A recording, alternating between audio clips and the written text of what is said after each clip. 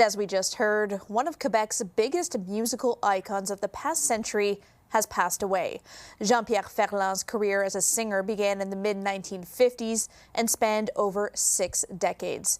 Stéphane Ferland leaves a massive legacy in Quebec culture.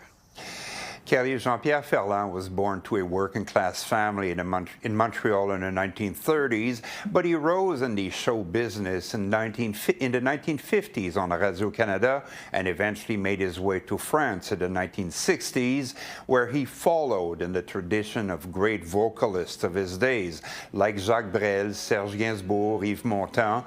But by the late 1960s, he took a more pop and distinctively Québécois sound and released a landmark album called Jaune, or Yellow, which served as a soundtrack for an entire generation and influenced numerous artists, from Ginette Renault to Céline Dion, just to name them. And the hit records kept on coming. He did several TV shows and enjoyed a comeback of sorts during the 1990s that lasted right until just a few years ago. His health began declining in recent months, and he passed away peacefully yesterday. He's considered one of the top 5 singers in Quebec and over the past century, and his influence remains very strong in all aspects of Quebec culture. This afternoon, I spoke earlier to one of his close friends, the co-founder of the Montreal Jazz Festival, André Ménard. And he really changed his scene at that moment, and he became more expansive musically, but still retaining this very highly skilled writing in his songs.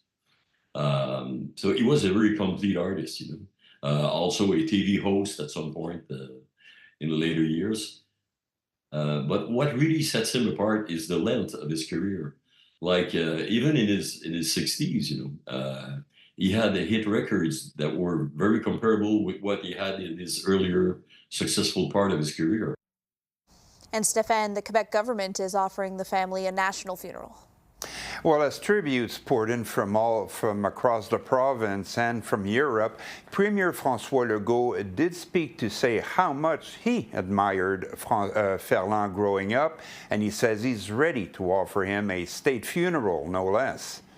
We'll offer to the family national funerals, but like for Carl Tremblay, we'll discuss with the family how do they see that, and if they want some, but we think that Mr. Ferland has to have, if the family agrees, national funerals.